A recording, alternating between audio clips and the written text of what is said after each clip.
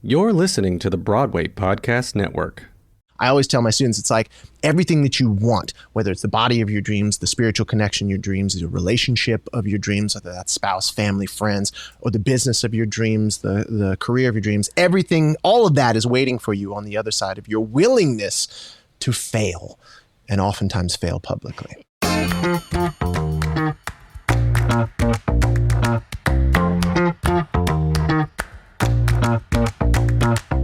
The party clearly had started. We just hadn't started recording it yet. Yeah. And now... Yeah. Unfortunately, dear listeners, you've missed most of the best part of the party. It's like when you show up, 3 or 4 hours late and everybody's like really hammered. And they're like, where were you? We were having so much fun, keg stands. And they just kind of get like kind of maudlin and they just want to like talk about all the serious stuff. So yeah, enjoy this episode. I mean, but you know what's funny is we're not young anymore, Justin.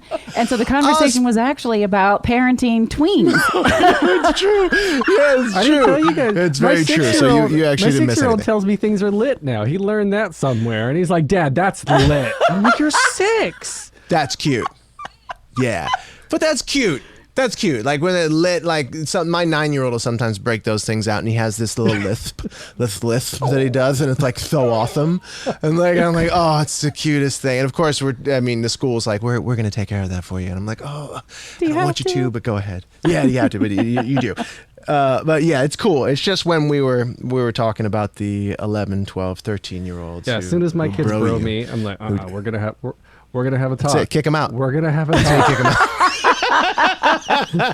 Kick them out. Kick them out. But I know it's coming because I say that to them. I'm always like, yeah, bro, come on, like eat your dinner, bro. And I don't know what it is about son. I'm like, I don't want to say son. And then I've never been a name user. Because then you're like talking I've down never to been them. a name user. Do you Sure. know some people are just like, okay, Heather, Justin, I'm talking, but I'm like you. I don't know what it is. I don't like names are not my thing. Only when there's trouble. Right. And then it's the whole name. That's right, exactly. But then I have to watch myself because I'm like, because I'll call my son by his full name when he's in trouble, but I don't want him to associate the fullness of his identity, his name, with being in trouble. So sometimes I like to like throw a wrench in there and I just be like, Justin Guarini, I love you so much. You know what I mean? Like just so we keep it, I actually balanced. love that. One of the things a friend of mine taught me when I was pregnant with my oldest was to never like treat them like pets. Like don't say you're a good girl or we didn't know what we were having, a good whatever. Say, that's good that you did that. I love this. Whatever. And just recently, my 16-year-old, I was like, oh, what a good girl. She's like, what am I, a dog? I'm like, you're right. Yeah.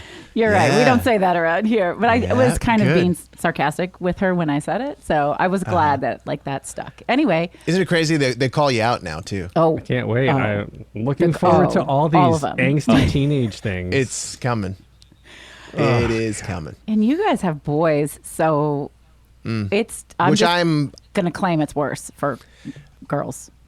Just going to claim it. Yes. Yeah, I would agree with that. No, I mean, as boys are tough. But, I have a 17-year-old and, she's going through her first big heartbreak and first big, love of her life. And, and on top of that, I think teenagers nowadays lack a lot of coping skills that we were, for better or worse, forced to come up with and to create on our own.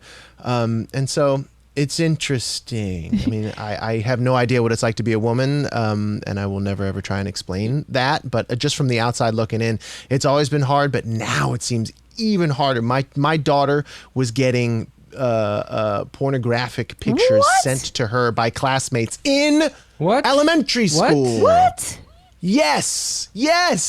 They were like Snapchatting her things and like DMing her thing. And like, I was like, you gotta be kidding me. This was in elementary school. This was happening on her phone. And I'm like, when did you get her a phone? So I can't even imagine. When did she have a phone? Yeah, that's... she had a phone like 6th grade. Jeez. 6th grade, yeah. Well, that's like that's when my kids get their phones, when they turn 12. My oldest is about to turn 8. God. So I got a few years. He's asking for a phone now. Yeah, and I'm like, no, there's no way. Yeah. But he's got an iPad, right? He thinks you can play Minecraft on it, which is why he wants it. And you can. Yeah. Yeah, but it's a crappy experience. Trust me. That's always bad because I'm always like, someone's like, hey, play Minecraft with me. And I'm like, oh, okay. I hate doing it on the phone. I just get killed. Before we dropped the pornographic images in elementary school, I was going to make a really smart ass, probably inappropriate, but I thought it was funny comment, which is like when these girls go through their first big breakup, you got to make them a whole Kelly Clarkson playlist. Oh, wow. Wow. If anything says cut that out of the broadcast, man. Wow. Hey, it's so funny. Is it 3 o'clock yet? Oh my God! Here we go. Hours up. Hours up, lady. Oh, I'm sorry. I'm sorry. I get my kids. It was right there. I was like, I got it. Justin Guarini, pet me up playlist. That's it. Yeah. Better than a chia pet. All right. Do I have an applause thing on here? Is this the applause? Can you hear the applause? There you go. Great, thanks. That's one thing the Roadcaster's good for. Oh my God, I'm sorry, Justin. I couldn't help myself. It's good. Now that you've gotten that out of the way, we can start the interview. Actually, we should probably do that, starting the interview. What do you say? So now we've got like a real intro that normally we start the podcast with. We do. Okay, here we go. Ready? Now, I need some applause. Start me off on my intro. You probably know Justin from the very first season of American Idol in 2002, or you may know him from his appearances on the Broadway stage, including Wicked, American Idiot, Romeo and Juliet, Women on the Verge of a Nervous Breakdown, and In Transit. He's Lil Sweet in the Diet Dr. Pepper commercials, the host of the Audition Secrets podcast, and was just seen down in Washington, D.C. in the out-of-town production of Once Upon a One More Time, a show inspired by the music of Britney Spears. He's a public speaker, a coach, an author, and a CEO. Justin Guarini, welcome to our wonderful little podcast. Thank you so much. Now no applause? Here's the I thing, feel like Justin. we don't even no that's applause. it. You We're do done. something special to Alan. Yeah, that's how I feel too. You do something special to Alan because somehow having you in the room made him completely forget that we were supposed to start with this. Hey everyone, welcome to Was It Chance, the podcast about embracing opportunity and taking intentional risk for your creative life. I'm your host, Heather Vickery. And I'm Alice Eels. And Heather and I we started off a podcast about 20 minutes ago as two perfect strangers who met by chance and embraced opportunity. Is this your line? Now it's your line. Now it's my line. It's supposed to say, who's with us today, Alan? But it's Justin Guarini, and I am excited. So there we go. We've been talking to Justin for the last 20 minutes, so that's been fun. This is the very first good. podcast I've ever recorded in my whole life. So Apparently so. Like I'm it. You're doing learning. great. This is going to be so great. When you get it, when you nail it, when you get it down, it's going to be fantastic. Wow, Justin has some magic on you, Alan. I've never seen you this flustered. Flustered? No, I don't know. I love me some Jaguars. I gotta say, man. Hey, man. Look, I'm a part of the fam. I'm on the Broadway Podcast Network. Dude. Come on. Yes. Matter of fact, we need to talk about some of the other things that I want to do because I want to do another season of Audition Secrets. Audition Secrets. I and think some that's other a great things. place to start with your love of coaching and teaching, because that's something that as I read off in the wrong place and time, your entire long bio, and a speaker, a coach, an author, and everything that you're doing is helping others. And I just want to know, like, where did that come from? What led you down that path? I'm just in that season. I turned 40 about 4 years ago. My birthday is on Friday. Happy birthday. And thank you, Scorpio season. And I just got to a place when I turned 40. I had an audition for a very popular show, and I had to learn some very wordy songs. And the audition was very interesting for me because I'd never been treated with such disrespect and been just kind of tossed by the wayside by people who I know, love, interact with, who I wouldn't say were like friends, but like acquaintances, people that I've worked with before. And I just was like, whoa, it threw me for such a loop. And I even questioned, I was like, am I kind of done in this arena of musical theater? It really was so shocking to me. And once I got over myself and my own ego, I was like, wait a minute, I think there's an opportunity here because if they can treat me like this, and I'm not at the top of the charts, but I ain't at the bottom either. And I spent the past 20 years building what I would like to think is like a really strong, solid reputation and deliver on what it is that I promise. And people trust me to go up on the stage and deliver their story. And I was like, if they can treat me like this, imagine what people who don't have the plethora of advantages and things that you read in the intro behind them. And so I was like, wait, let me see if I can take the things that I know and the people that I know and gather all the information on one of the most challenging aspects of our entertainment business, which is auditioning and specifically auditioning for musical theater, and put that into a book, put that into a program, put that into something that would actually help. And so for the past 4 years, that's what I've been doing. And it has been awesome. It has been a roller coaster ride of ups and downs and everything between, but it's just part of the legacy phase that I'm moving into. I'm not done I like that. by any stretch, Legacy phase. but it's just part of that legacy phase. We're the same age, and now I'm really bothered by the fact that I too. Alan, you slacker. Am I in a legacy? Oh, excuse me. Wait. There's this little organization called the Broadway Podcast Network, which has a significant impact on our entire industry. So how dare you, sir, belittle yourself and the work that you have done. That's his protective measure, Justin. With the Broadway Podcast. That's. We've been talking about that It's a mine lot. too. Can we just sidebar on that? Because a few days ago, I'm along with a partner of mine, we're producing a reality TV show about basically helping folks really discover not just their purpose, but take what it is that they really love to do and turn their passion into profit. And so the person who was supposed to show up for us, my partner is this amazing marketer. She's a 7-figure business. She helps people launch and scale business. And then my job is to come in and help, authors, coaches, people who don't normally perform, get up on a stage or in front of a camera and perform. Well, the person from a very popular show who we were supposed to interview didn't show up. And so instead, she was like, well, let me interview you. And she has this magic that she cuts through to the heart of it. And one of the things that we found was that I am so often the first person to say that I'm self-deprecating, but I'm actually just trying to fail or to set myself up for the idea of the failure of it not working before it happens so that I can avoid the pain of like hoping and believing and trusting that whatever it is that I want's going to happen is going to be great and it not working out. So that's sort of like, oh, I'm not great, or oh, this thing that I have done isn't all that great.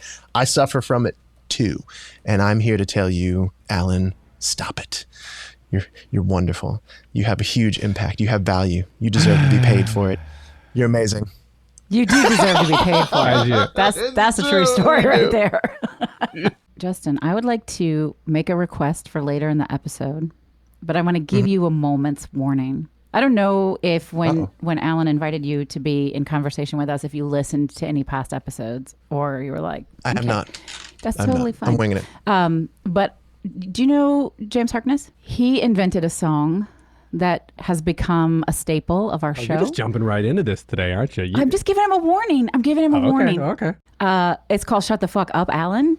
And so anytime we have a musician on the show, I ask them to improv a verse of Shut the Fuck Up, Alan. And it just makes me really happy. So before we leave today, I'd love to invite you to do that. I'm just going to. And it's one of those things that's best, justice served fresh. So if any point when it feels organic, just oh wow. No pressure. When it feels organic, sometime in the next 40 minutes. Correct. To tell you just tell go me ahead. to shut the fuck up. I mean, I can promise you at some point you will actually want to say it. So it's oh, wow. This is telling, Alan. Yes, I see how it works. He's my podcast husband. So back to us. No, I'm not good at the compliments. I love that. I love the two of you actually together because both of you are about coaching and about helping people be good with themselves and be forward thinking and not be self-deprecating. And it comes from a place, and I want to say everybody that I know that does this sort of thing, and there are not that many that do it well, like the two of you, comes from a place, like you were saying, Justin, of personal experience of like, I used to do this all in myself. I used to hate on myself all the time. And it was never good enough. And I've talked about that all the time. And I get into it with improvisationers. Because Imprompteurs. Because it's the devil on your shoulder, right? Telling you you're not good enough. And then when you have to just throw that out the fucking window so that you can trust that what you're going to say won't matter if it's good or not, because you have to trust that you're just out there and being present. You know, can I react to that real quick? Please. And offer a bit of a different perspective, or just a slightly adjusted perspective? You know, taking that devil and throwing it out the window is one thing, but that devil has something to teach us. You know, I was listening to something the other day. I love T.D. Jakes, who's a great pastor, and he was talking about time he went up in an airplane, and how there was turbulence up there and it was scaring him. And of course he lived to tell the tale, right? But what I mean by that is, you know, when we begin something, just like when you're taking off in an airplane, usually it's pretty good, right? And the takeoff's usually relatively smooth, get up in the air, things are fine. And then the storm or the turbulence happens in the middle of the project, in the middle of whatever it is that we're doing. And we, more often than not, we land the plane, we get through it, everything's fine, we live and survive. However, that devil on your shoulder, that voice, that thing that gets in the way, if we embrace it, if we ask it what it has to teach us, if we put ourselves out there, for example, in the improvisation thing, if we just say, you know what, failure is a part of the process. I don't know what I'm going to say, but I'm just going to trust it's going to happen. And if it's something completely ridiculous, it's at least going to show me how not to do it, how not to say it, how the things that I don't want. And so I would say embracing that failure, embracing the desire to fail. And the way I'll wrap this up is by saying, I always tell my students, it's like everything that you want, whether it's the body of your dreams, the spiritual connection of your dreams, the relationship of your dreams, whether that's spouse, family, friends, or the business of your dreams, the career of your dreams, everything, all of that is waiting for you on the other side of your willingness to fail, and oftentimes fail publicly. Is Justin the male version of me? Did I just hear myself? I might be. You might. It's a little weird, because I watched that first season of American Idol, and that's kind of a weird thing for me to say out loud. Bravery is my business, and so I do what you just said, and I talk about screw the idea of being fearless. That's why my book, which you can see behind my shoulder, is called Fuck Fearless. Instead, embrace your fear, get to know it, befriend it, put it in your pocket, take it with you, and just do the fucking thing. I'm getting that book. Aw, thanks. If you just give me your address and I'll send you a signed copy. No, because I'm going to support you. I'm going to buy it because you're running a business, not a charity. That. Then buy it from my website, and I'll sign it and send it to you. Good. Don't buy it on that. Amazon, because they steal from authors. So. Yeah. For real. Yeah, exactly. Okay. Going back to 2002, you were saying, like, embrace fear, take it with you, learn from it, everything. Like, you were thrust into such a public spotlight at such a young age. You were 20, right? 22? 21, right. 21. No, wait, 22. I think I was 22. I turned 23 on tour. Yeah. 22. Things of that time. And number one, yeah. I guess taking that experience, like, especially thinking back to early 20s, you think you own the world. You think you can do no wrong. It starts when you're 12. Apparently, yes. So, like, looking back at that time, like, take us through those moments, those years, right? Like, we're summarizing into moments, but like you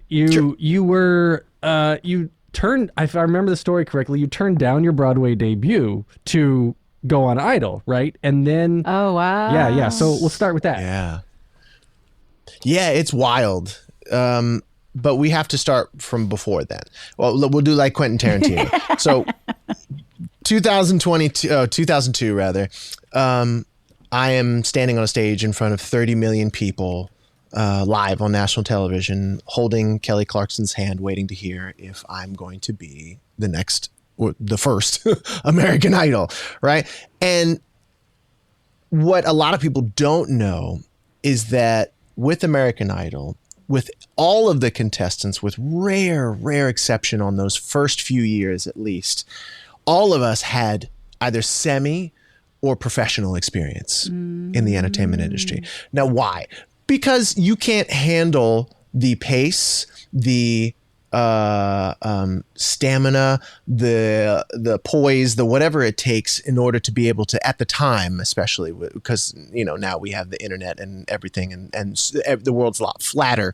But at that point, there were 30 million people to 50 million people watching every single week and everything we did. And paparazzi were still like a thing, right? And so every one of us had some sort of professional or semi-professional experience to get to that point, but nothing prepares you for the rocket ship that is going from relative obscurity to on the cover of magazines, on the #1 show in television, period. We're going to take a quick break. Stay tuned for more of the episode. And now we're back. What prepared me was the fact that I was and am the son of a woman who was one of the first people to start up CNN, and she was an anchor woman on CNN on the weekends, back when people were like, 24-hour news, what's that? She was like, she would go, and I would remember waking up at 5 o'clock in the morning, watching her put on makeup, and then watching her read the news, and then I'd go to breakfast with the weatherman. So I was always around the lights and the cameras, and I played on the set, the news set, and so I was around that. My father was chief of police in Atlanta, a highly political position, would then go on to be in other political spheres. And so I was dressing in tux and tails at 5 and 6 years old, and going and being around people. And so, and then being a child of the South at that time, you're seen and not heard unless spoken to. And if you are spoken to, you better know what you're saying. And when you shake someone's hand, you look them in the eye and you shake their hand with a firm grip. So I was given all of these seeds to then grow into what it is that I wanted to do in the entertainment industry once I was inspired to do it. So that being said, and taking nothing away from the craziness of what it is, I was prepared in a way that I don't think a lot of people are for what it is that I love to do and what it is that I'm passionate about. But it was cray. Nonetheless, it was because you go from 0 to 1,000 miles an hour and you're holding on for dear life. And I will credit American Idol for protecting us, nice. Especially that first year. They protected us from the paparazzi. They protected us from people just trying to find out where our house was. They worked us as we should have been and as we all were contracted to do, but they took such good care of us. And here 20 years later, I'm still friends with many of the people in that organization. They treat me like absolute gold, and I appreciate them for it. I love that. Was that first, was it chaotic for you? Here's my random story, which I teased this on an episode a couple of months ago. I'm like, we're going to interview Justin Guarini, and I have to tell my very tiny American Idol story, and I'm going to save it. At the time, I worked at the W Hotels downtown Chicago, and we were very busy property, and I get this call from this person whose email address, I shit you not, was at AOL.com. For real, right? Yeah. And she's like, early 2000s. We need your ballroom on Saturday. I'm like 2 days away. And I'm like, no, we don't have, I have events. You can't have the ballroom. And she's like, no, it's going to be a big deal. It's going to be a thing. I'm like, no, man. And I figured out later that it was the producers calling to do auditions at our hotel. And like I said, and I'm actually not even joking, I watched every season until J-Lo left. So from the very beginning until J-Lo left, and then I was like, fuck it, I'm out. Like I can't go back. Right. Wow. But I just think that's hilarious. And so then the world is small because here we are chatting, and I don't know how I'm supposed to feel about this, but I voted for you over Kelly Clarkson. Thank you. So there you go. I think you're very special. Well, thank you.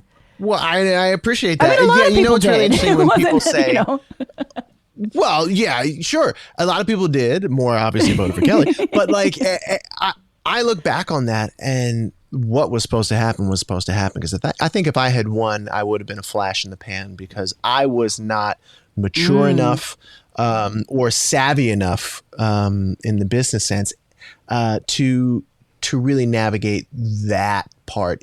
Put a camera on me, put me on the stage, I got you. But at that time, I did not know about the business of show, which is why I'm always harping on that to a lot of the people that I work with. It's like, listen, I just was at a private event yesterday singing in Chicago, funny enough. And and I this 15-year-old came up to me and she's like, I want to get in musical theater. And I'm like, hey, that's awesome. We would love to have you, but do me a favor. Learn the business of show. Anybody can get up on a stage and sing and dance and whatnot. But if you really, truly want to make it, quote unquote, you're going to have to know the business of show. And so I think what was supposed to happen happened. It was great. Obviously, you've seen Kelly take full advantage of everything that she got. And I was on her show just before the pandemic. And I was like, so what? What? You're doing the Kelly Clarkson show? She's like, you know what? I really feel like this is where I belong. She loves it. And you can see it because it's evident on the screen. And one of my favorite things about Kelly is the fact that who you see on the television is with the exception of maybe some mild cursing, it's the same exact person. Oh, she'll tell you she curses like a sailor. But she's the exact same person on the television as you see behind the scenes. And I feel like you are too. And yeah. I am. I try to be as much as possible. And put a fancy wig on you, and that's a little sweet too. I know, that's why I have this. If anyone's seeing this, I have a beard right now. It's because I'm about to go out and film the 7th or maybe even 8th year of Dr. Pepper, and I could not be more grateful for the folks at Dr. Pepper and how they've just taken such good care of me and just given me so many opportunities to have fun. Yeah. Oh, it's so much fun. Money. Well, I want to ask that's you. A little sweet money right there. Yeah. Dr. Pepper money. I want to ask you about having fun as a performer. Yeah. When did you know? So I didn't know. I learned from you just now that performing is sort of in your blood, even though your mom was news, but that's performance, right? The same thing. When did you realize that you wanted to be on stage? Well, I think I knew kind of early. But it was not a conscious desire because my dad, it's so strange. He was a police officer, only police officer in the history of the Atlanta Police Department to go from straight out of as a trainee, straight out of I guess what would be the what do you call that? The academy. That's it. Straight out of the academy, hold every single badge up to chief. Only person to do that. But he also was someone who was always around the record industry and the recording industry in Atlanta. And he dated Gladys Knight for a while. And I was like, hey, Gladys. Right. So it just became normal. And I mean, Mary Wilson from the Supremes. I was growing up around a lot of famous people. And so I got to see how they behaved, and it wasn't weird for me. We went on a trip to the Bahamas with a whole bunch of people, including Mickey Howard, who was a big singer in the 80s, and Jermaine Jackson, right when he put out, Dynamite, which is one of his biggest hits. And so all that stuff was not strange to me. But the moment I knew that I wanted to be the person on the stage was in 1986 in Atlanta Fulton County Stadium in the summer. And Atlanta Fulton County Stadium has since been torn down and they put up Turner Field. It's where the Braves used to play. And that summer was so hot, yet my dad, being in policing, was the head of the zone that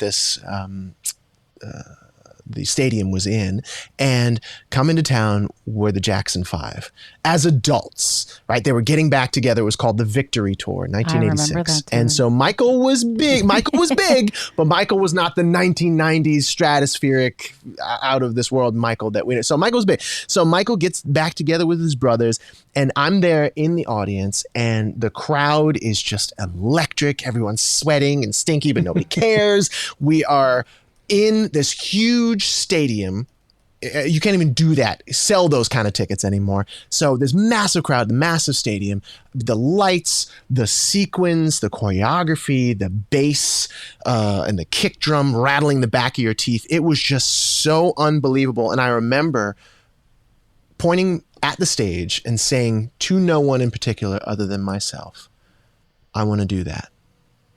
Clear as day. And I mean, it just was something where it just hit me in the moment.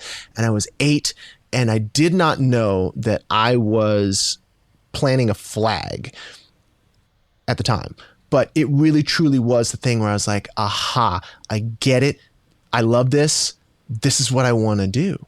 And so then from 8 all the way up until 22 and then beyond, I was doing the things that normal people do and doing all the school plays and going out and auditioning for this, that, and the other and blah, blah, blah, blah, blah, you know, and I just didn't stop. And I refused to stop. My dad tried to make me go to university, and I went to university for a little while, and it just was not for me, mostly because I was lazy, because I had the attitude. Mostly because I had the attitude, what can school do for me? Bro. Like a jackass. But, you know, you're young. Yeah, bro. Yeah, I broed myself. And like, and so it wasn't until American Idol came along where all the pieces fit together, because the reason why I turned down, going back to what we're talking about, the reason why I turned down my Broadway debut was not because I didn't want to be on Broadway. I mean, I had been going to school for musical theater and vocal performance, and I had been auditioning for The Lion King forever. And they finally called me and said, "Hey, we've finally got the place for you on Broadway in The Lion King, in the chorus, 22. It's going to be your debut. Will you do it?" And I said, I got this thing. I got this yellow piece of paper. They call it a golden ticket. I'm going out to LA. Can I call you in a week? And so I go out to LA, and we're in Pasadena, the Civic Center, and we're doing the top 126, and then it's the top 60, and then it's the top 45, whatever it is. And I remember feeling the pressure. Oh, I got to call up, you know, Jay Binder Casting and tell them whether I'm going to do The Lion King or not. And I had no manager, no agent, no one to guide me.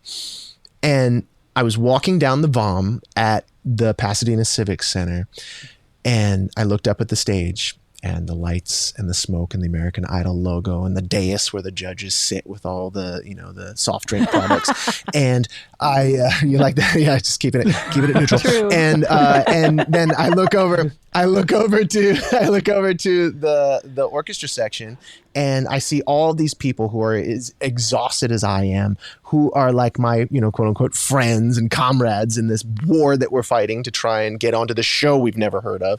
And I just start bawling. I'm like, start crying. And I'm like, not a crier. I mean, I'm more of a crier now than I think ever before in my life, but certainly not at 22. I was not a crier. So I was crying, and I just look up at the stage, and this little voice out of nowhere, and I mean, I'm not trying to be woo-woo. I'm more now, but not then. This little voice said, this is it. Do this. And I just listened, and I called up Jay Binder, and I said, I'm sorry, I can't take this role. I would like to do this other project. And part of that is that when I looked up at the stage, I realized, oh my God, Pasadena Civic Center, this is where Michael Jackson first did the moonwalk at the Motown 50th anniversary. This is where so many of the people that I love, that have inspired me to want to sing and dance and act and do all this stuff, performed, and I'm performing on this stage. I can't give this up. And I didn't even know if I was in the top 30. I didn't know anything. I just literally stepped out on faith. And 10 years after the lights went down on American Idol, my very first Broadway show, Women on the Verge of a Nervous Breakdown, we had our opening night party at the Millennium Hotel in Times Square, in the conference room where I first auditioned for American Idol. I mean, it was wild, the sort of 360 moment that I had. So it all worked out, but it was wacky. But I mean, talk about this show is about embracing intentional risk. Talk about embracing intentional risk. I mean, holy shit, that is. Did you have a moment after? Were you always good? Where you were like, no matter what happens, I know this was right? Or did you make that decision and then go, oh my God, what the hell did I just do? Hell no. I didn't know what I was doing. I was 22 years old. Again, it's like intentional risk. And it's so interesting, especially now, right? Because we think intentional risk, but risk reward. And I was being intentional in the sense of that I was willing to surrender in that moment, in that Pasadena Civic Center, walking down the aisle, walking down the bomb moment. Like, I was willing to intentionally risk this Broadway thing that I've been chasing for so many years in order to have faith and trust in this thing that literally came out of nowhere and knocked me on the side. Again, I was crying, not something that I did then. I had literally this little voice. I remember hearing it being like, this is right. This is the thing to do. I mean, I grew up Catholic, which is, I love Catholicism. Great. Not for me right now. But like at the time, it's very much like you come to the church and you talk to a priest and there's an intermediary between you and God. Right. And yet I was, what I believe was given an intention, given a directive there. And I just surrendered because that was what I trusted myself enough at the time to do that. And it ended up working out perfectly because I don't know that had I gone we talk about the storm and the problems that happened. Yeah, American Idol started off great. Auditions were great. I literally remember a certain someone coming up to me and saying, we can't let you run away with this show. So it was going great. It was going great for me. And then what happens in the middle of it, right? There's all these challenges. There's all these things that go on. And then, after the show, my record tanking, the movie tanking, so many things tanking. And yet, now look, through all of that, because I stayed in the game, because I kept doing good work, because I was kind to people and myself, and I was intentional about all the risks that I was taking, I find myself in a really great position to not only have a career of my own, but to now help other people create the careers that they desire and deserve. There's so much to unpack about all of this. Oh my God. I'm like, we got really quiet, which doesn't happen. There could be a part two. Very often in this show. I'm thinking about that moment, right? Walking down the vom and you get like smacked in the head by divine intervention. And all of a sudden it's like, hey, dumbass, pay attention. Stop second guessing yourself and be present. And that goes back to the improv thing we were talking about earlier, right? It's if you think about trying to be funny, if you are trying to think ahead, it's just not going to work. And I think that's really incredible, an incredible skill that you can. I think it's half instinct and half practice, rehearsal of listening and being in the moment, right? And all of a sudden realizing, like, if I'm going to start trying to map out every single step ahead of me, then I'm not going to get anywhere because I won't just let myself run. I'm going to be walking and crawling the whole time. Yes. And when we go to school or when we go to acting class or dance class or whatever it is, but especially in the musical theater programs in school, so much of the time is spent undoing things and ideas and concepts and crap that stands in the way of that connection. So much of it is having to correct bad habits. And yet ultimately at the end of the day, some of the best improv people, and when I find myself in that flow state, I think we all do, the hardest thing to do is to surrender, to let go, to not have control, right? That's the practice. And it's so zen. You're like, oh God, right? Do I have to sit on a mountaintop and let water, under the waterfall before I get it? Maybe, but like, that's the biggest challenge, is that intentional surrender, right? Really being intentional about just almost having no intentions and seeing what happens. Yeah. Surrender. I swear that's my lesson this year. It's been, I'm 47 and it's been a lesson for a long time, but this year it's as if the universe has just been like pimp slapping me over and over and over again. Surrender. Like, you can't fucking control any of this. So I know. And I want to. Right. I really want to. I really want It to. would be so much easier for everyone if I could just control all of them, wouldn't it? Yes. See, we're the same person. It's really weird. Oh my God. Just let me do it. That's funny. Yes. I'm sure that's how many authoritarians felt. But we're not going to go down that road. We're not going to go down that road. Our country seems to be doing it just fine by itself. Now I have a tummy ache. We're going to take a quick break. Stay tuned for more of the episode. And now we're back. What's something that you still have trouble with surrendering yourself to? Like with everything that you're doing now and everything you have access to? Yeah. Surrendering to the fact that it's not going to work. The possibility that it might And it's not worth work. trying anyway? Yeah. Yes.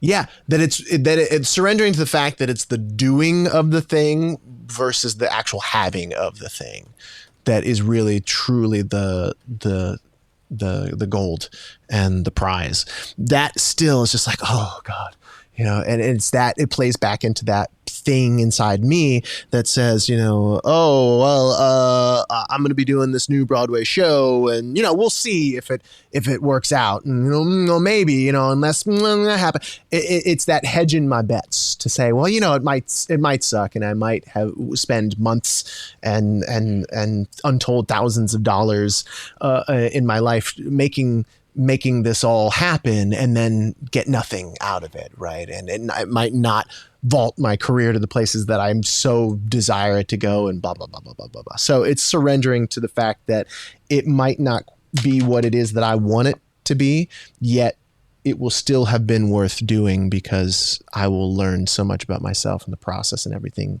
in the actual act of doing it. How do you decide where... That was my question.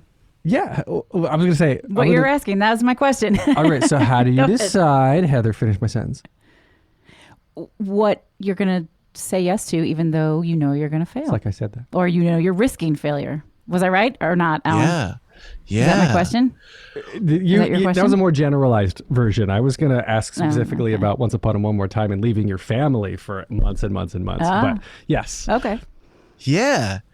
Well, but I've been down that road before. There was a show called Moonshine, which Robert Horn wrote, who won the Tony for Tootsie, and some amazing country singers and writers wrote the music for, and great cast. And I literally had to go to Texas, to Dallas, and leave my family for months. And my son, who's now 11, at the time, he got meningitis, and I had to FaceTime him while he was having a spinal tap. It was the most horrible thing. And the echoes of the abandonment, the echoes of the break in trust that happened in our relationship at that point still reverberate around our relationship now. I just took him to Chicago with me for this private event that I was singing at, and it was the first time in a long time that we'd had time just for the two of us to be together, and it was a little awkward at first. It was really beautiful. It was like challenging. It was all the things. And so I know that there's going to be challenges like that, right? And so whether it's Once Upon a One More Time and I go down to Washington and I leave my family for months, making sure that they come down and visit me. Of course, it was a lot easier to get from Philly to Washington than Philly to Texas with meningitis. But that tends to be a no-fly rule.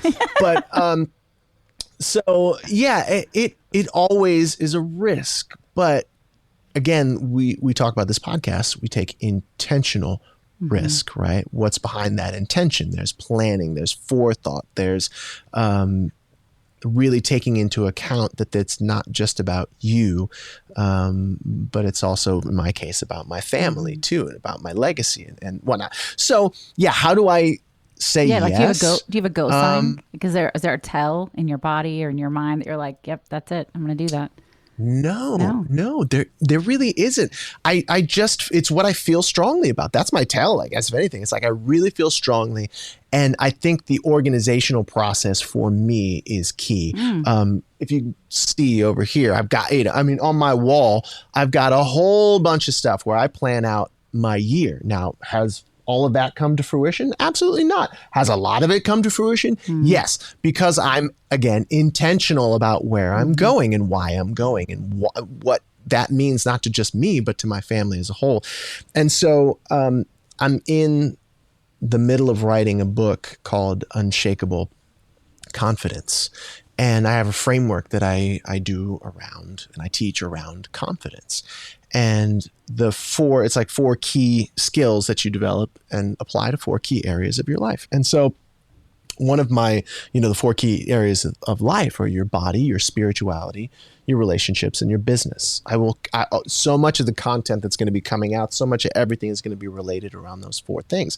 And so I know that as long as I'm intentional and I at least have a vision of where I'm going in my body, where I'm going in my spirituality, where I'm going in my relationships, wife, children, friends, family, where I'm going in my business, the making, keeping, growing, and giving of money, not to mention skills and all that as well, that I'm going to be all right.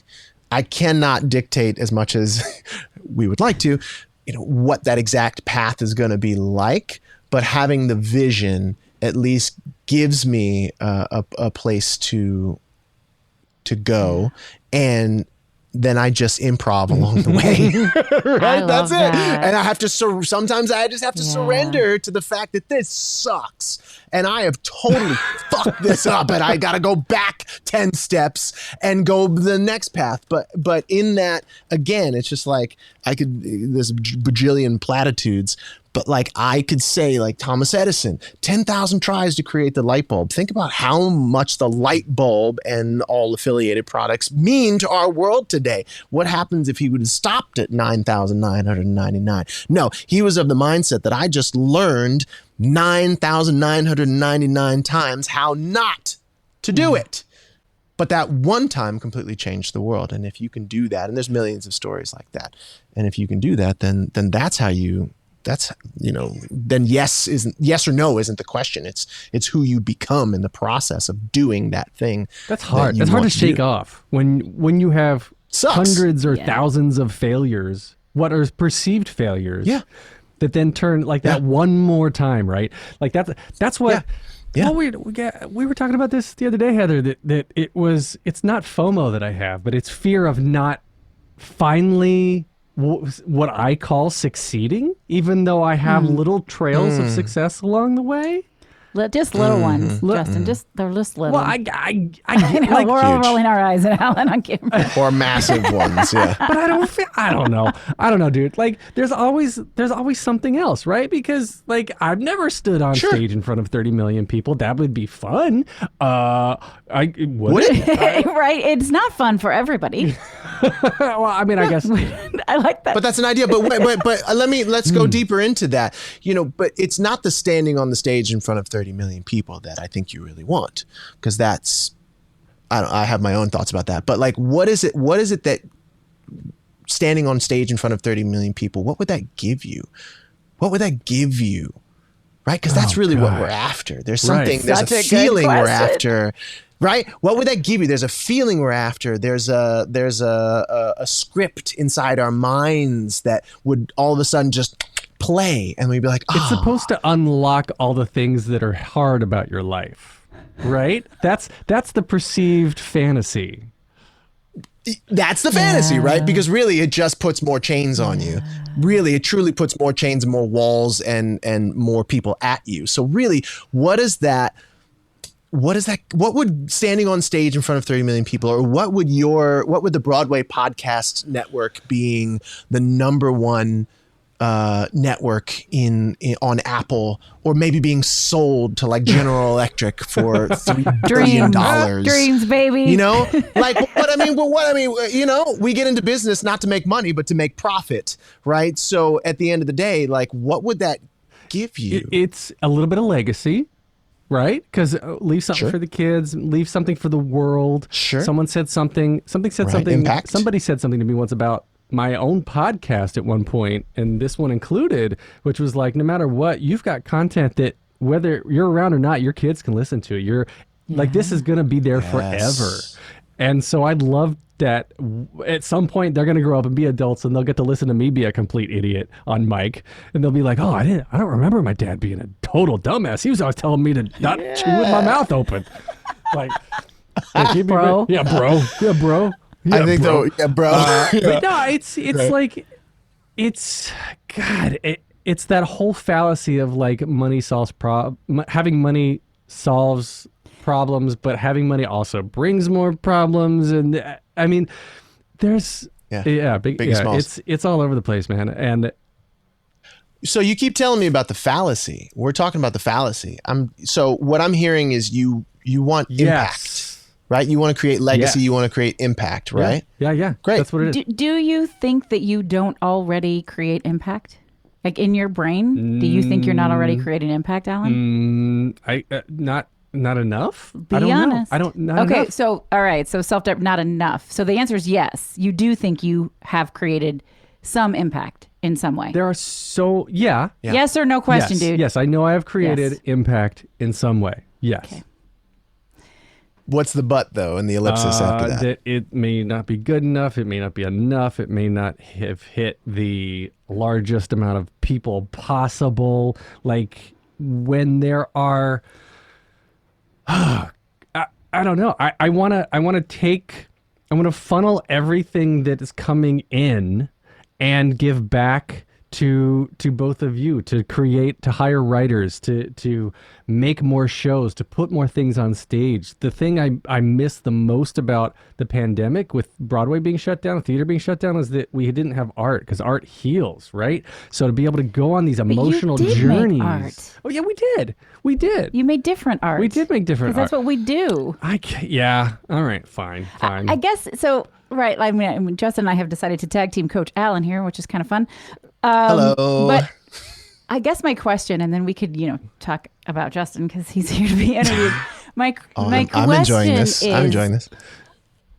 do you believe that you can just like magically make that big, tremendous impact that you so desire making without all of these small impacts that are hesitant to give any value to?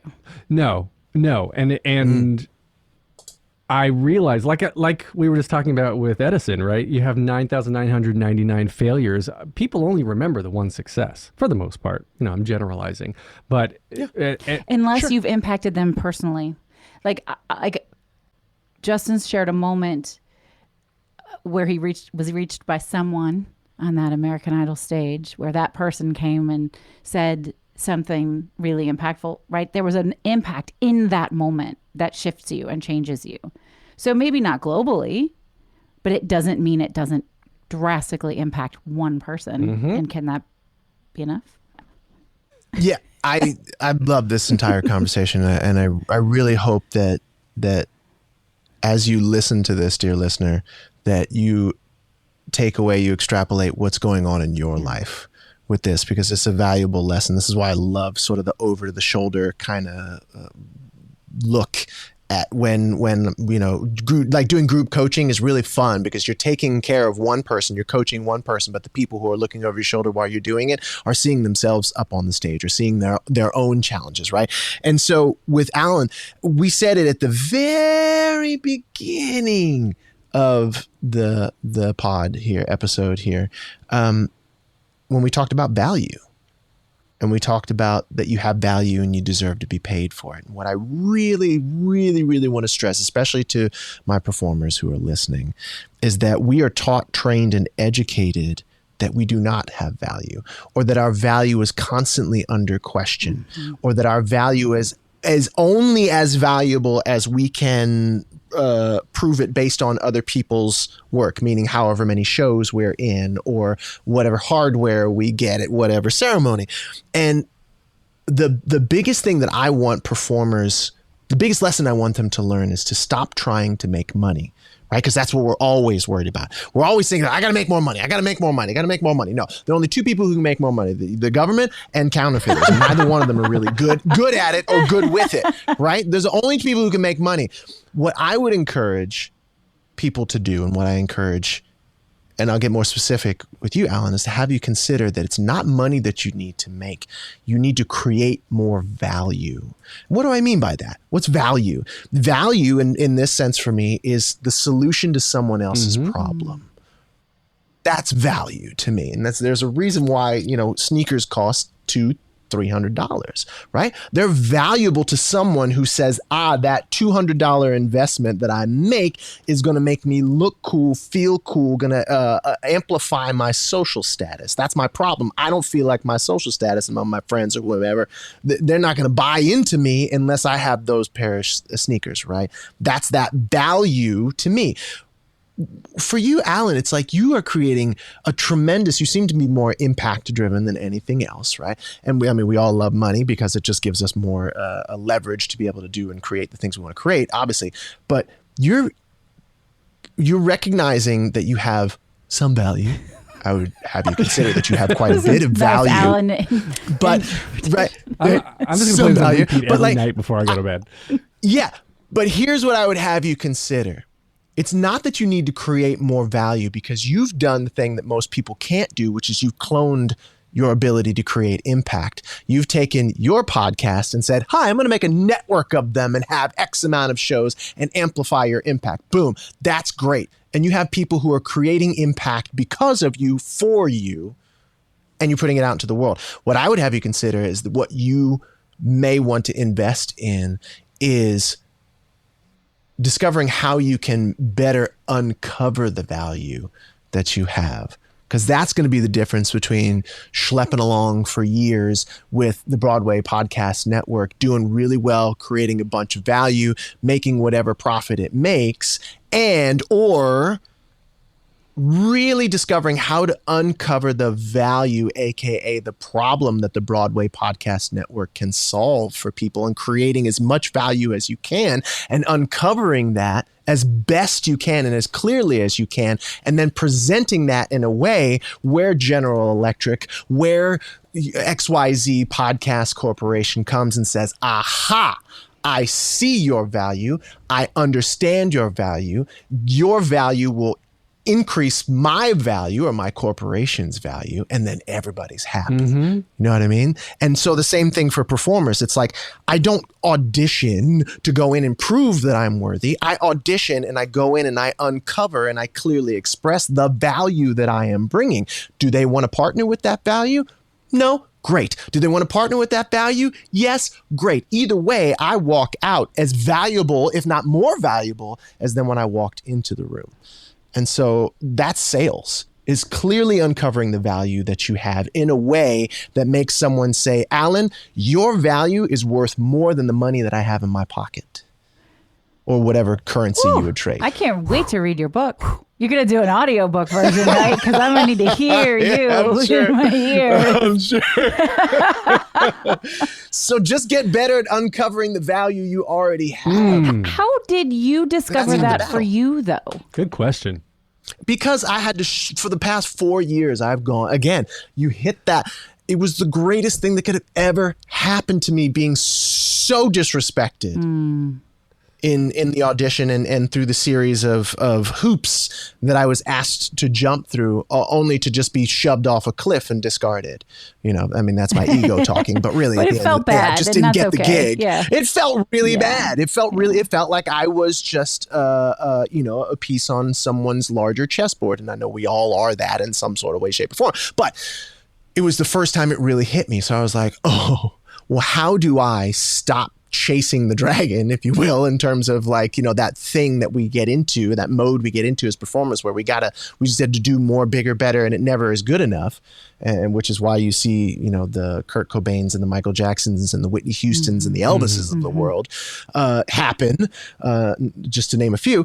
Like, how do I take control and I start to create revenue streams for myself? How do I start to leave that legacy and make sure that I'm not just suffering, that I don't stop suffering, rather, but that I can help other people stop suffering? And so, again, I started putting those questions out into the world, into the universe, and the universe, God, the world was just started feeding me answers.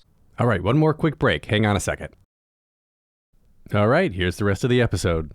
One of the first sort of like little things that I created was the power of questions. I have this whole training that I do, and it's like so interesting because the questions we ask, and I think it was inspired by something Tony Robbins said, the quality of your life is determined by the quality of your questions. And when you dig into that, so many times we ask, oh God, what's wrong with me? And your brain is the smartest, most capable, amazing organic computer in the known universe. And when you put a question into your brain, it, regardless of the question, will give you an answer. So you're like, oh, you do something. Oh, what's wrong with me? Oh, well, you're dumb, you're fat, you're old, you're blah, blah, blah. And your brain will spit those things out. And the more we do that, the more we create stories around that, the more we act on those thoughts and behaviors. Thoughts become things. And, you know, and right, exactly, all that. And so I won't get into that. That's a whole pod for itself. But I just started asking better questions. And then I came across a whole bunch of just wonderful people, marketers, coaches, and just people outside of the entertainment industry who taught me so much about sales, advertising, funnels, marketing, optics, legal, everything. And I'm by no means a master at it, but it has completely changed my life. And it now allows me to take all this crap that I've learned over the past 20 years in the entertainment business, 20 plus years in the entertainment business, and begin to market it with one of the most powerful things that I had not really understood, which was business and sales and how to get what an ideal prospect is and how what makes me say yes to go seeing a Broadway show, what makes me say yes to buying a piece of clothing or being something. And if we can mix that together, and if you can't tell, he's excited. if we can, because as performers, we are natural persuaders.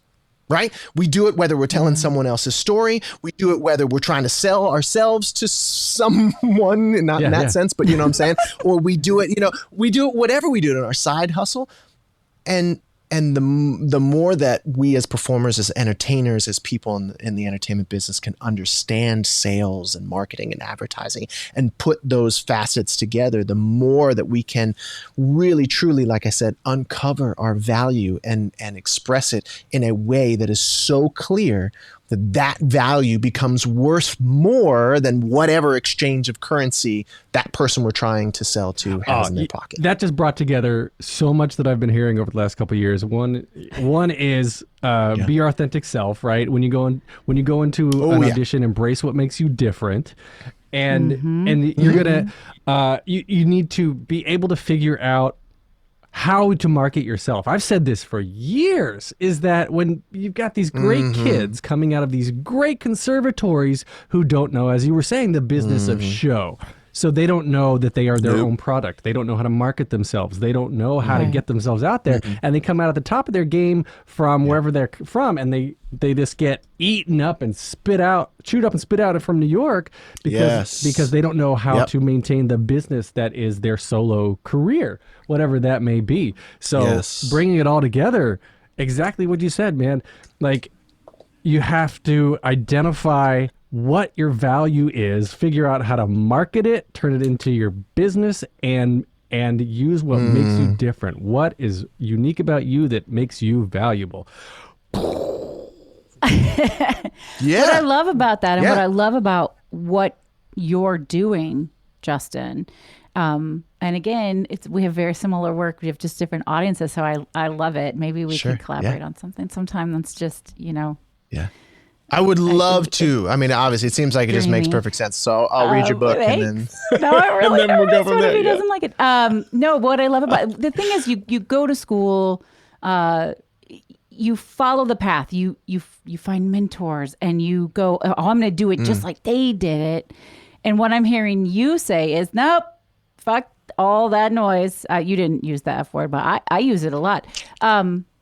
You can't do it exactly like somebody else did it. If you're doing that, you're just being rote. You're just following the crowd. You are not standing out. You are not making an impact.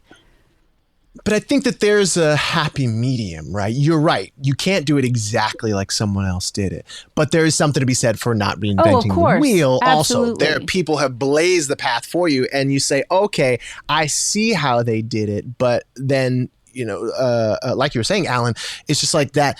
in business is called the unique selling proposition. Yeah. Like, what is your unique thing, right? Like, it's like McDonald's is not worried about, Burger King is not worried about, Wendy's is not worried about, In-N-Out is not worried about, Shake Shack is not worried about, Sonic. Why? Because they all have different versions of the same damn thing. A hamburger is a hamburger. You slaughter a cow and people like it, right? You slaughter a cow, you grind it up, you slap it on the grill, and you got a hamburger. But it's not the hamburger itself, it's right? It's everything else you put about it, right? And the experience. Thank you. It's the bun. It's the kind of fry. It's all the little things that you put around said hamburger that makes it different.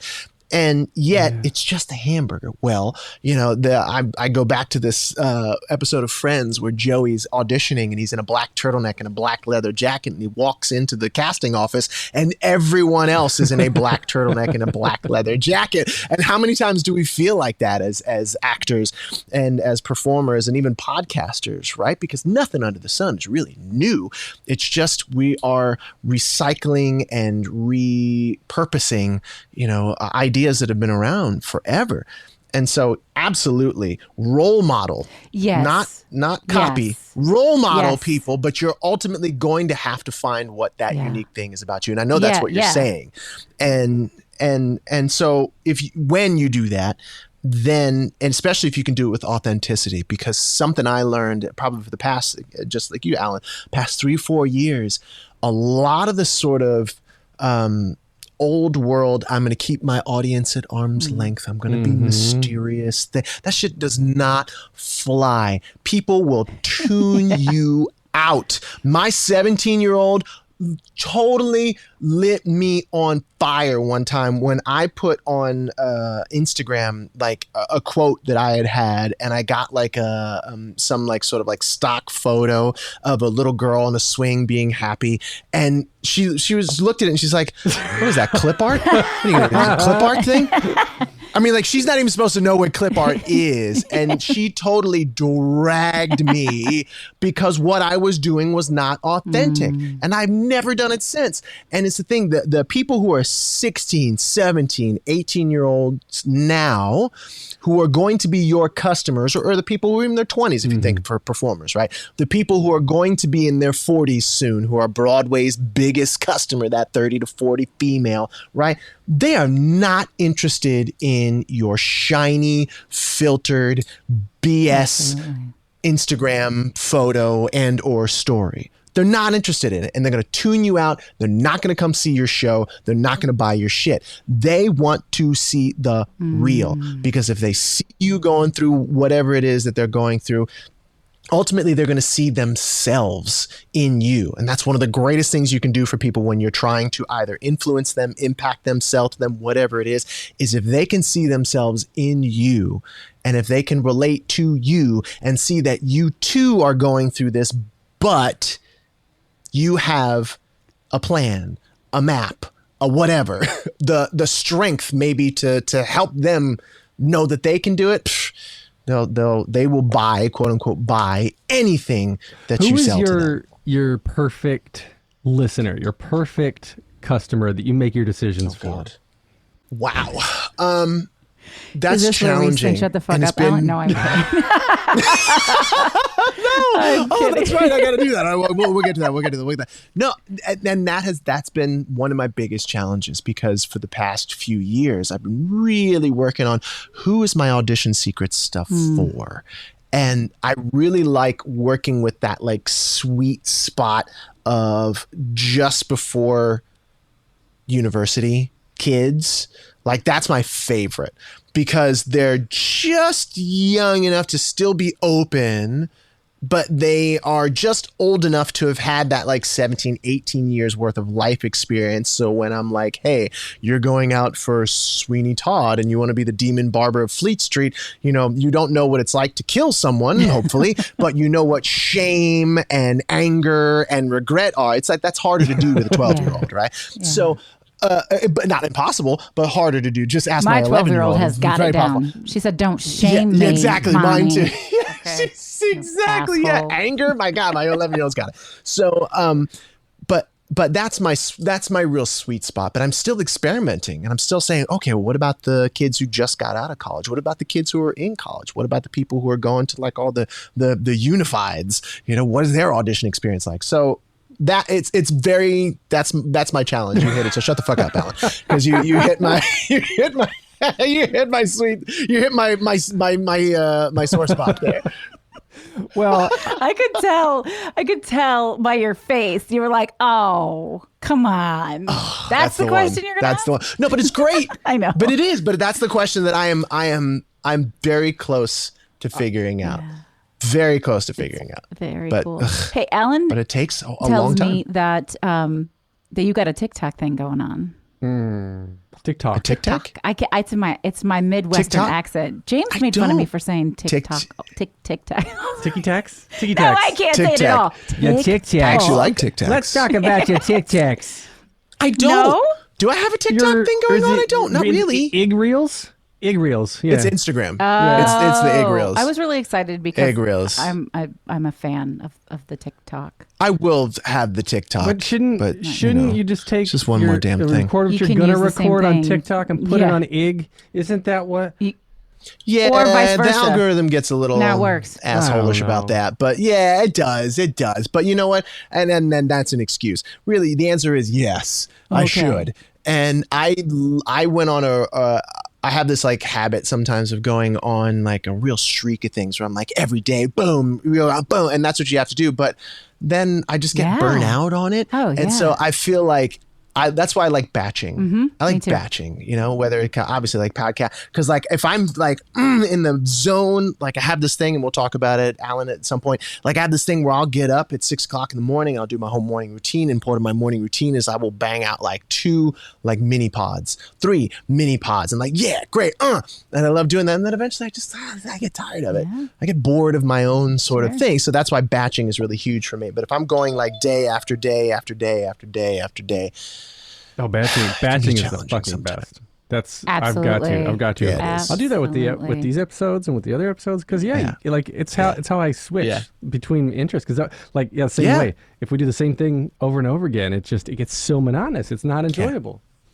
Yeah. Absolutely. So my run on Instagram was good. And I just did silly things, and I just was testing what does my audience really like? And they seem to really like on Instagram. They like dad stuff. Sure. They like funny dad kid things, which is really hilarious because like then I'll be like, hey, audition secrets, and like they're gone, right? You know what I mean? So it's like, okay, I know for at least this account, if I'm really going to get their attention, then I've got to relate it to dad things. I've got to relate it to funny sort of day in the That'll dad change. life stuff. Your audience is there on TikTok, actually. Yeah, I can promise you, like there is an entire TikTok area dedicated to wanting to hear what you've been sharing with us this time. Because I watch it, because I see it. So there's Send it to me. You should just Please, you practice all of what you just preached, and open Hardest the part. app and just fucking play. That's all you've got to do. Just put it out there and see. Because if you drop that knowledge that you just shared with us, like when you go back and listen to this episode, which is actually going to come out tomorrow, which never happens, but that's just what's happening. Oh, sweet. Nice. And you pull your sound Good. I'll get a bites, transcript of it. put it out there and see what happens. But one of the sound bites I really want you to be able to put out there is your version of "Shut the Fuck Up, Alan." So Justin, because we could keep talking, I have a feeling, for hours and hours, but we probably ought to wrap this up. So now you can make my day. Shut the fuck up, Alan. Watch what you say. Shut the fuck up, Alan, and be positive today. Shut the fuck up, Alan. Give us some love. Shut the fuck up, Alan. You know we can't get enough. So shut the fuck up, Alan. Oh yeah. Shut the fuck up, Alan. Oh yeah. Shut the fuck up, Alan. Right now. Shut the fuck up, Alan. And Shut up somehow. Yeah, I fucked up the end part. I was like, how do I run now? Don't have a cow. Don't have a cow. Justin, thank you. This was so much fun. Hey, how can folks find you? Because you're doing so many cool things. Where do they hear this and they're lit goodness. up? Where do they go? Yo, that's lit. Oh, just go to myname.com. That's lit, bro. That's lit, bro. Yeah. Just go. You can find it's just at Justin Guarini all across everywhere. Or justinguarini.com. If you're like, I don't know how to spell that, just look up the guy from American Idol with the hair. American Idol it's season totally 1. cool. You got it. Yeah, season 1 with the hair. Yeah, not Sanjaya. And so, that's it, really. And I'm so excited because if you can't tell, I get lit up by these conversations, and I'm about to get the book Fuck Fearless, which is really cool. And Alan, I have a conversation to have with you about jumping back in with both feet to the Broadway Podcast Network. I'm so happy that we did this, and I look forward to collaborating with you both. Thank you so much. This was fun. This was so much fun. Thank you. There you go, Heather. Your American Idol dreams all came true. Okay, so I was legit nervous. Really? Yes. And I'm like, why am I nervous? I don't know. I was a grown ass woman, much older than Justin was when season 1 of American Idol came out. But I guess not much older. I got a few years on him. It felt much older. I felt like an adult, and I was nervous. And he's so lovely. Oh, absolutely. Yeah. Everything about him, like it's just. That's why we've remained in contact for all these years. Everything about him just is very collaborative and inclusive. And there are some people in the industry, in the entertainment industry, that are just like, your success means I get less. And it's not like that. Yeah. And he doesn't believe that either. And it's very much just like, okay, when he was talking about value, like, what's your value? Okay, here's what my value. We can work together and make it even greater value. Yeah. I'm like, this is my dude. This is my dude. It's so cool. And I just love, he was preaching. I love, what he seems to have such a tender heart, because we've talked about this, you and I, you deflect, you make jokes so that people aren't looking too closely, because what if they don't like what they see?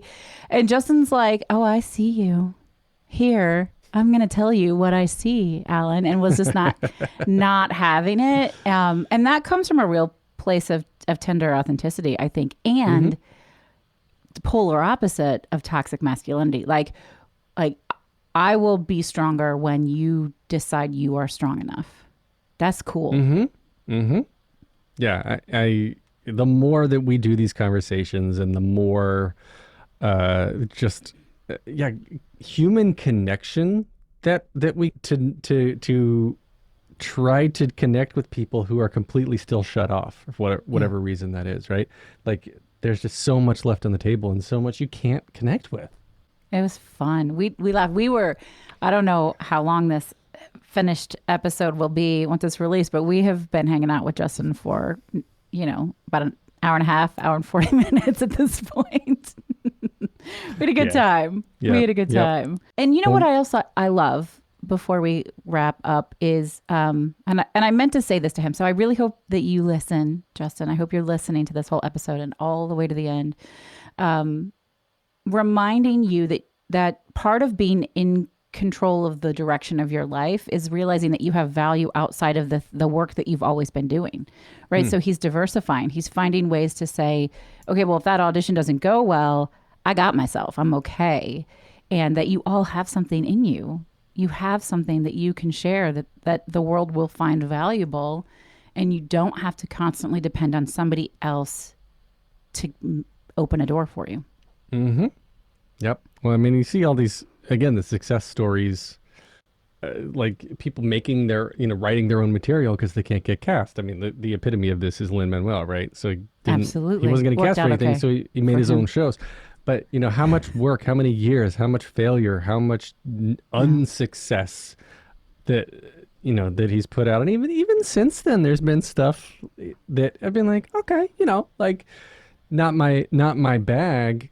But you just got to keep going, keep trying. And then like Justin hit hit the nail on the head, man. It's impact. It's all about impact for me. It's like I want to make a difference, and I hope and that you do. And he has, and he did, and yeah, love that dude. And you do, and I need you to know that, and you will continue, just because by the nature of how excited you are about creating for other people to be able to create. I mean, that at the core of it, you invent things, you build things so that other people have resources to put themselves out there quicker and easier.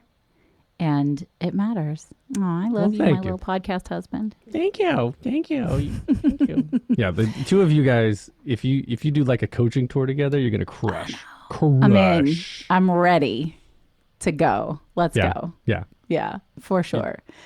All right, folks. Well, we hope that you enjoyed this as much as we did. We had a lot of fun. This was the most fun I've had in a while, because we haven't done an interview in a while. You wouldn't know that. We release on time, but we batch just like everybody else does. So if you like it, if you are taking some intentional risk, if you are putting yourself out there, we want to hear all about it. Alan, how can they find us? On the Instagram, it Was It Chance, and you can send us an email at the Gmail. Email at the Gmail. Was It Chance podcast at you need a nap. gmail.com. Oh, I'm getting nap. punchy. I'm doing great. I'm doing so well. Doing great. Yeah, doing great. It's good. I'm doing great. I'm good. I'm good. What Was It Chance podcast at gmail.com. We really do want to hear from you. And if you like it, that whole subscribe or follow or whatever it is on your favorite podcast player. And if they allow you to do the stars thing and write a review, we would really appreciate it. We would really appreciate it if you did that. And we're so glad to have you here. Justin's calling me right now. He's literally Mr. Impatient. Literally calling. That's so funny. He's batching it. He's like, I gotta get it done. He's batching it. That's all right. So funny. Hold on. Let me text him. Tell him I'll call him in a second. You gotta keep this part in. Oh, I will. Okay, cool. I'm back. All right, wrap her up. You've been listening to Was It Chance, the podcast about embracing opportunity and taking intentional risk for your creative life. Thanks for being here. I'm Heather Vickery. And I'm a very tired Alan Seals. And still a wonderful one. We will talk to you all soon. Thanks so much. Bye. Bye.